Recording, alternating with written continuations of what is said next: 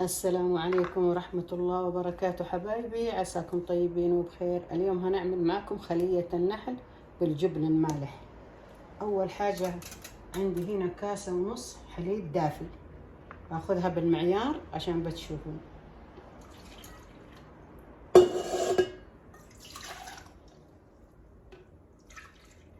وهذا النص تمام. عندي ملعقتين سكر،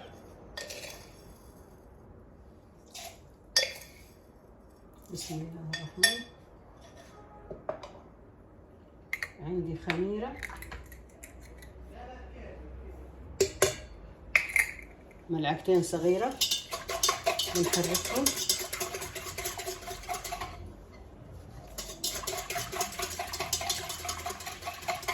خلاص خليهم شوية يختمروا وارجع لكم. يلا يا بنات، الحين اختمرت عندي العجين الحليب مع السكر. اضيف بسم الله الرحمن الرحيم شوية خل بس عشان، وحضيف زبدة، حضيف نصها والنص الثاني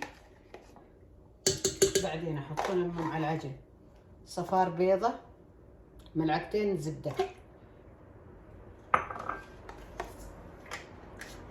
3 ملاعق زبادي،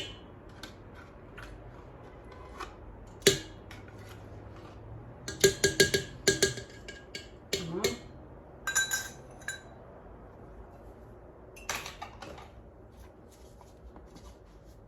واضيف نص ملعقة بيكنج باودر، هذه هي نصف الملعقة بس مليانة، هي تعتبر ملعقة ممسوحة يعني. خلاص، واضيف هنا 5 كاسات دقيق، احط 4 اول وتبدأ العجانة تشتغل، وبعدين نكمل الباقي على حسب ما بتستهلك عندي الدقيق. يستهلك المويه اللي موجود، لانه في دقيق سريع يمتص المويه وفي دقيق لا، فارجع لكم ما اخلصها. وهذه العجينة يا بنات سويتها، شايفينها؟ خلاص حسيبها تختمر، هي تلتصق باليد شوية يعني مش مرة، عرفتي؟ فبسيبها تختمر كذا، وعلى بال ما تختمر هي ان شاء الله نبدأ نسويها انا وياكم، تمام. والحين يا حبايبي عندي العجينة اختمرت، شايفينها؟ الحين نبدأ نقصصهم. هنا الصينية اللي بحط فيها،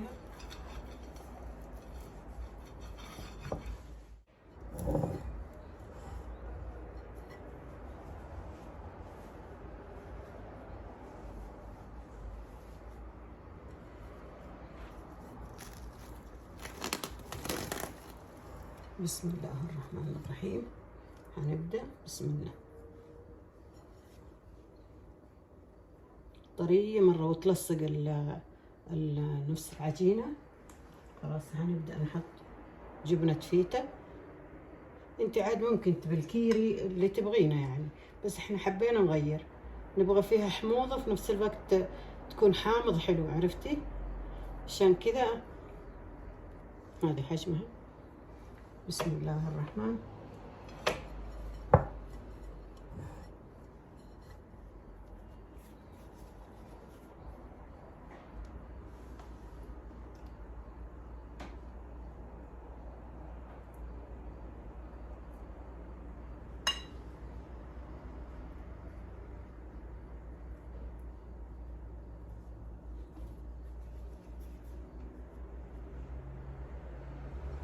طبعا بتحطينها كل واحدة أبعد من الثانية شوية، شوفوا زي كذا.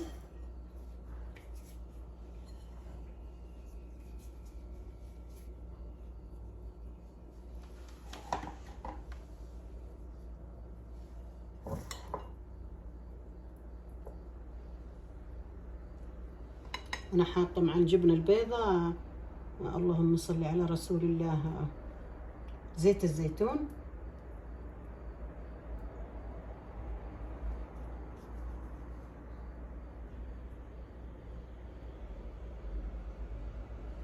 هكمل الكمية وارجع. وهذه حبايبي خلية النحل جهزناها، هالحين بنحط عليها حبة البركة، أنا دهنتها ببيض وحليب.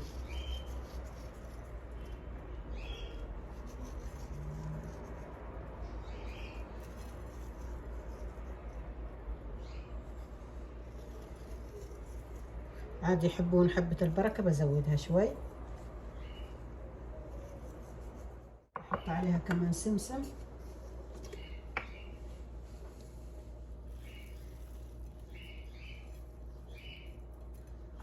كذا اخليها ترتاح شويه كذا على بال ما يسخن الفرن، وادخلها واوريكم لما اطلعها ان شاء الله.